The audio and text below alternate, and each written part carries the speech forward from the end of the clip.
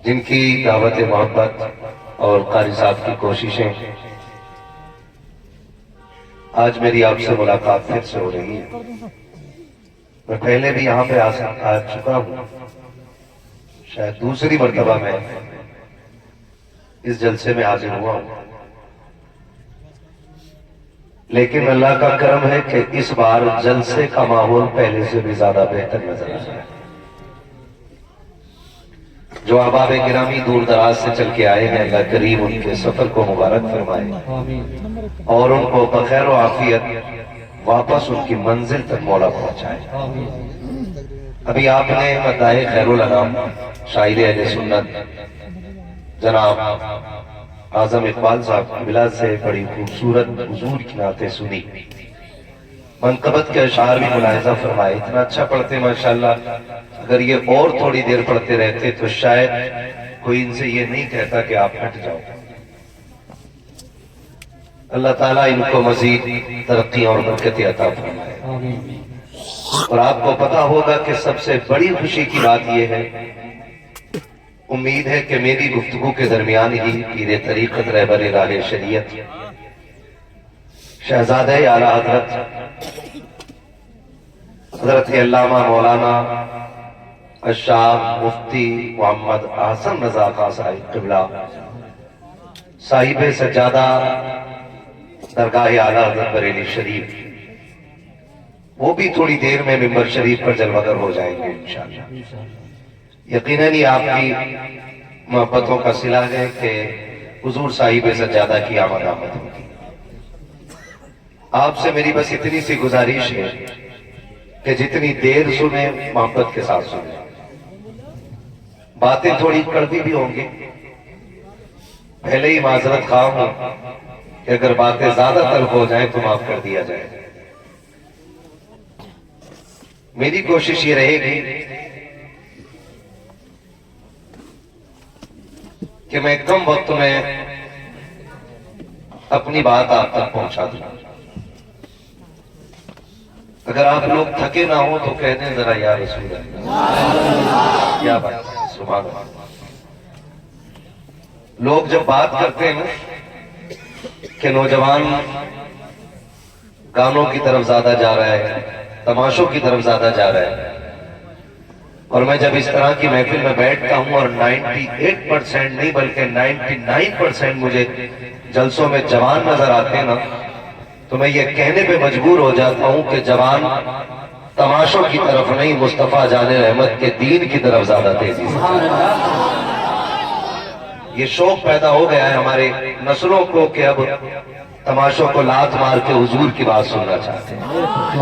अल्लाह सलामत रखे। मौलाना इकरार साहब मुबारकबाद के मुस्तहिक हैं आप लोग कि आपके गांव के छोटे छोटे बच्चे भी लगभग 12 बजने को है और जाग रहे हैं। यकीनन सभी इसी उम्मीद पे जाग रहे होंगे, सबकी यही तमन्ना होगी, सुना है आप हर आशिक के घर तशरीफ लाते हैं।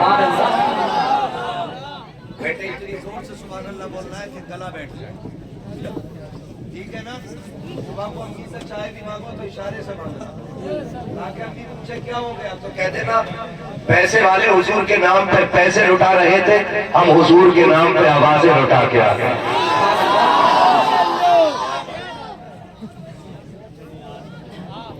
इधर बैठने की जगह वो तो बैठ जाइए, कुर्सी हटाओ, पीछे से बता दो, बहुत अच्छा लगेगा आपकी बैठने।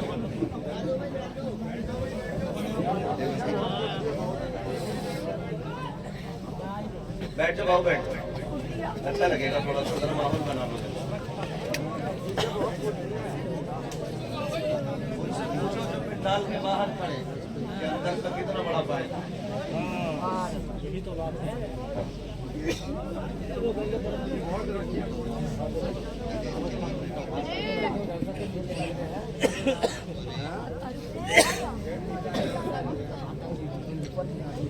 खैरियत है सारे लोग? माशाअल्लाह। देखो मेरे भाइयों ने कुर्सी आगे बढ़ा ली है ना? ये अलग बात है, रास्ता ही बंद कर दिया। बवाल तो यही है, जो भी है दूसरे का रास्ता ही बंद करने पे लगा। खाली अगर रास्ता पूरा छोड़ दे लोग तो आधे झगड़े खत्म हो जाएंगे। उन्हें कुर्सियां लाने तो भाई देखो मैं रास्ता दे दो।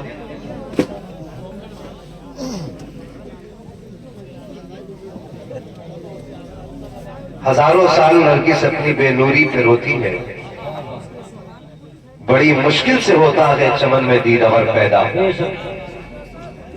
ये जलसे ये महफिलें, बेटे इधर देखो बेटे, एक कुर्सी पे दो भी बैठ सकते हो आप। एक साजी ने क्या कहा इकरार भाई, एक जंगल में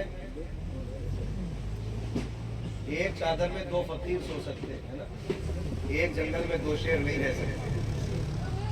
तो ये एक चादर में दोनों फकीर हो जाओ, वो वाला मुराद नहीं है फकीर बिरादरी वाले।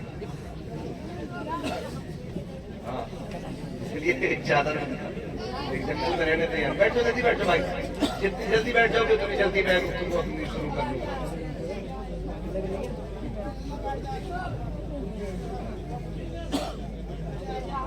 नारा लगाने, नारे तकबीर, नारे रिसालत, उसरते आला हजरत, नारे गौसियत, फैज़ाने सरकारे मदीना, मदरसा अहले सुन्नत बरकाते रज़ा, जश्न आला हजरत कॉन्फ्रेंस, उलमाए अहले सुन्नत, हज़रत अल्लामा मुफ्ती हम्माद रज़ा साहिब किबला, नारे तकबीर। बड़ी मुश्किल से होता है चमन में दीदावर पैदा।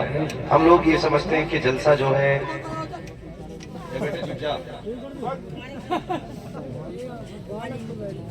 हम लोग ये सोचते हैं कि जलसा है जो ये जब से शामियाने लगते हैं और जब तक के लिए लगते हैं तब तक जलसा होता है।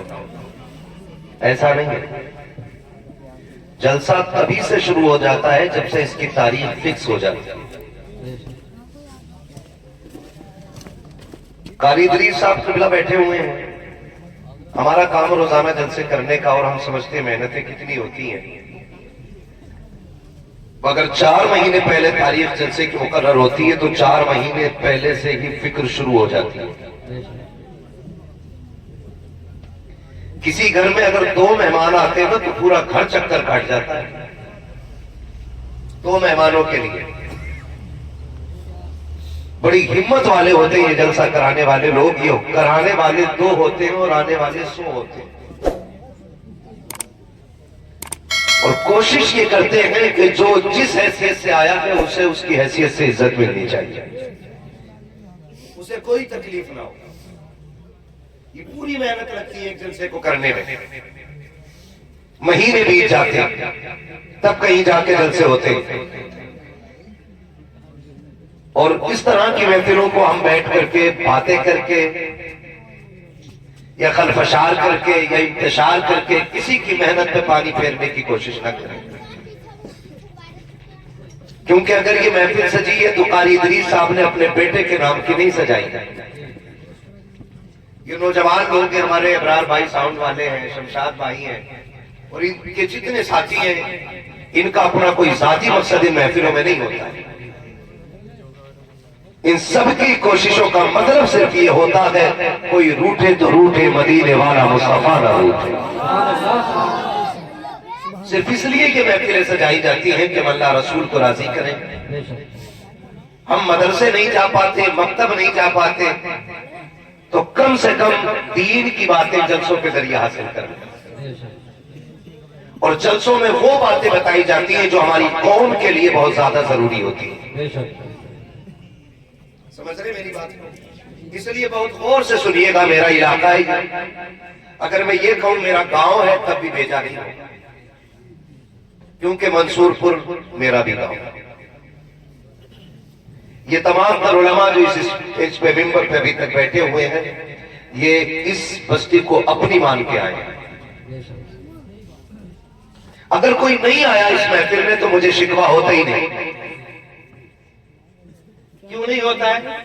मेरा नजरिया ये है कि महबूब की महफिल को महबूब सजाते हैं, आते हैं वही जिनको सरकार बुलाते हैं। अगर कोई ये सोचे कि जी मैं नहीं गया, मैं अक्लमंद हूं, तो तेरी औकात क्या है कि हुजूर की महफिल में आने ना आने का फैसला कर सके? अगर मेरे घर की दावत में मेरी मर्जी के बगैर कोई नहीं आ सकता, तो हुजूर की महफिल में उनकी मर्जी के बगैर कैसे आ सकता? वो तो तौफीक उन्हीं की तरफ से होती है। कोई शाहपुर से चला आया, कोई बहेड़ी से चला आया, भाई भगतपुर से चले आए, कोई कहां से हमारे नौजवान आए हुए। किसने बुलाया सबको? हुजूर ने बुलाया, क्योंकि महफिल उन्हीं की। और हम जब महफिलों में बैठते हैं तो अपना ये शेवा रहता है कि रहने दो या डूबो दो तो तुम्हारी जाने, कश्ती तुम्हीं पे छोड़ी लंगर उठा दिए। कारी इदरीस साहब को जहां तक मैं जानता हूं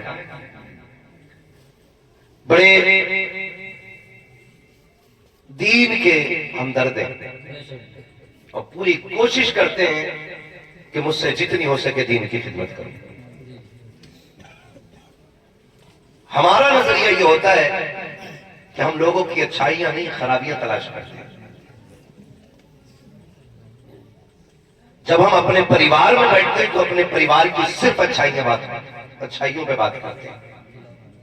बुरा ना मानिएगा, मैं बहुत लोगों को जानता हूं जिन्होंने बाप के इंतकाल के बाद कहा कि जी मेरा अब्बा जन्नत में है। दावा क्या, दलील क्या भाई तेरा अब्बा जन्नत में है? उसने कहा जी बड़े अच्छे आदमी थे, मैंने उन्हें देखा कि वो एक बार ना कुत्ते को अपने बर्तन से पानी पिला रहे थे, तो वो कुत्ते को बर्तन से पानी पिलाने वाली बात याद रह जाती है। और बाप जो इतनी फालतू करके पड़ोसियों की जोत तराना हराम की, वो किसी को याद नहीं है। साहब उसका भी होगा। मक्खियां जख्म पर बैठते हैं और दानिशवर लोग कामयाब लोगों की कामयाबी पर उनकी तारीफ करते हैं, उनको सराहा करते हैं, ताकि अगर आज एक चिराग जला दे तो कल इसी जमीन पे 10 चिराग जलते हुए नजर आने चाहिए। मंसूरपुर अहले इल्म की बस्ती है, काबिल लोग रहते हैं। मेरे काबिल फाजिल दोस्त मौलाना इकरार साहब JNU से PhD की होगी, जामे तो रजा के हमारे साथी भी हैं। मैं जानता हूं मंसूरपुर में काबिल लोग रहते हैं, लेकिन आप मुझे बताइए मुझे तकलीफ किस चीज की हुई? कारी साहब मुझे तकलीफ इस चीज की हुई, मैं कितने साल पहले आया था? 5 साल मान लीजिए जी, 5 भी कह रहे 6 भी कह रहे, कितने साल हो गए?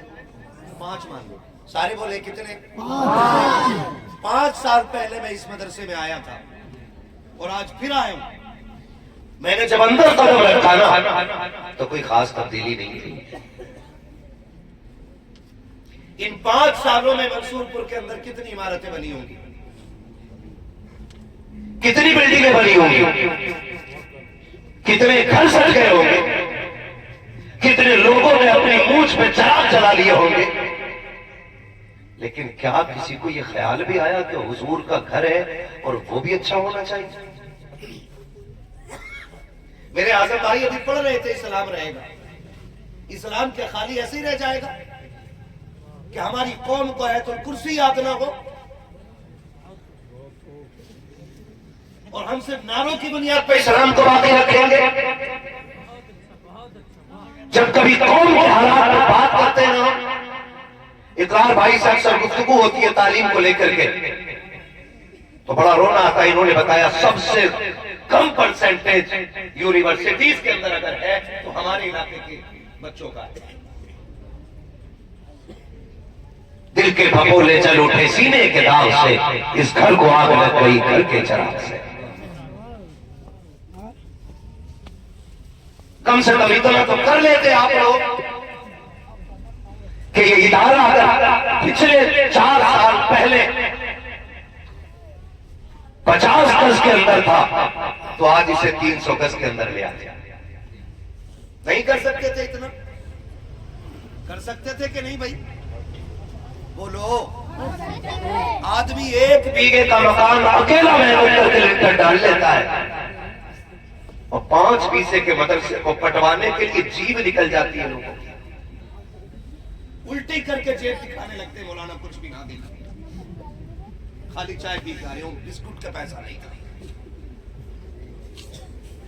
सोचे हम इस नहज पे काम करें, कब तक हम लोगों के जख्मों पे मक्खी बन के बैठते रहेंगे?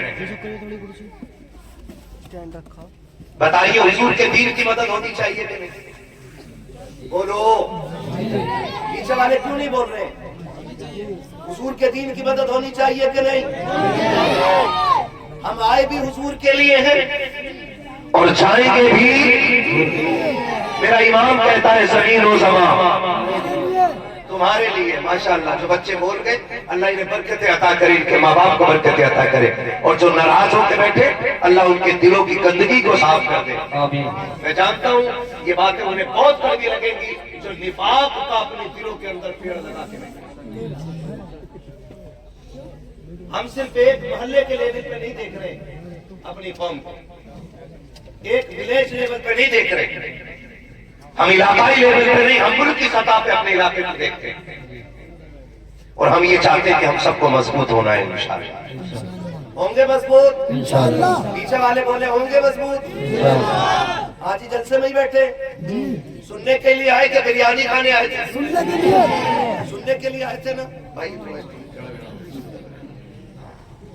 सुनने के लिए आए थे कि नहीं भाई? तो फिर मेरी बात की तारीफ करें, दीन की मदद करेंगे इंशाअल्लाह, करेंगे दीन की मदद। हमारे अंदर जो सबसे बड़ी कमी है ना, वो ये है कि बस मैं सबसे बेहतर हो जाऊं, मैं सबसे बेहतर हो जाऊं, वो बस लोग मुझे तस्लीम करें, बस मैं सब कुछ हूं। इस मैंने हमें ला के तबाह कर दिया। हम कुछ भी नहीं है, कुछ भी। वो किसी ने पूछा था कि मैं कुछ बनना चाहता हूं, तो अकल वाले ने जवाब दिया था, लफ्ज़ मैं हटा दे सब कुछ बन जाएगा। मिटा दे अपनी हस्ती को अगर कुछ मर्तबा चाहे, कि दाना खाक में मिलकर खुले गुलजार होता है। मंसूरपुर अहले इल्म की बस्ती भी है, अहले सरबत की बस्ती भी है, और अहले दिल भी यहाँ रहते हैं। कंजूस इलाका नहीं है मंसूरपुर, दिल वालों का इलाका है। पता नहीं क्यों तवज्जो नहीं की मदरसों की तरफ। मैयतें होती हैं यहाँ, अरे लोग मरते हैं।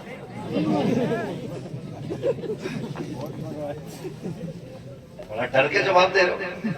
हाँ कहने में फौरन मौत नहीं आती है, आनी अगले टाइम पे मौत होती है कि नहीं? उसके बाद तीजा होता है, 40वां होता है, 10वां 20वां, ये तो पक्का याद होगा क्योंकि इसमें बिरयानी डट के चलती है। क्यों करते हैं आप?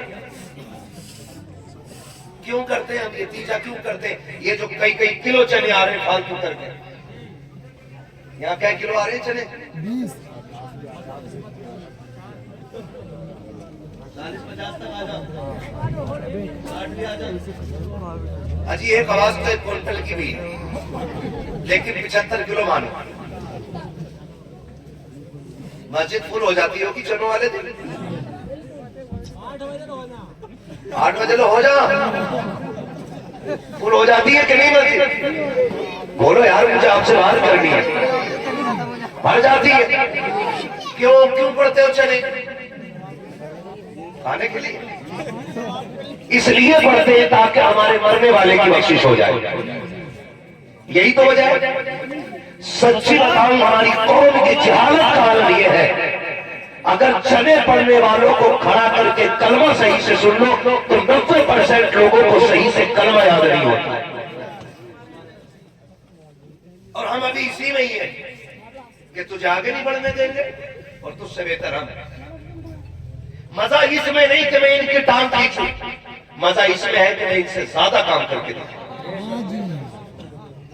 मैं इनसे ज्यादा काम करके दिखाऊं। अगर मुझे इनकी शक्ल अच्छी नहीं लगती है, इनकी अकल अच्छी नहीं लगती है, इनका काम अच्छा नहीं लगता है, तो इनकी टांग खींचने की जरूरत नहीं है। अल्लाह ने तौफीक दी है। अगर इन्होंने 2 कमरों का इदारा बनाया है, आप दारुल उलूम बना के दिखाओ, तब आपकी शख्सियत को तस्लीम किया जाएगा। अगर ये 10 बच्चों को पढ़ा रहे हैं, आप 50 को दीन दे के दिखाओ, आपकी शख्सियत को तस्लीम किया जाएगा। अब जमीन पे काम करने की जरूरत है, आपस में लड़ने की जरूरत नहीं है। सारी बातें ताकत इकट्ठा होकर आ गई है। हमारे कुरान का एतराज, हमारी नमाजों का एतराज, हमारी अज़ानों का एतराज। अब ये झगड़े सिर्फ नारों से हल नहीं होंगे। अगर कोई मदरसे बंद करने की बात करता है, इतने कुरान पढ़ने पे बच्चे लगा दो कि दुनिया सर पीट के बैठ जाए कि कुरान को कैसे मिटाओगे, और बात अंदर कुरान के भाई नजर आ रहे हैं। के आला हजरत नारे गौसियत फैजान सरकार मदीना मजहब इस्लाम अजमत कुरान अल्लामा मुफ्ती हम्माद मियां साहिब किबला नारे तकबीर।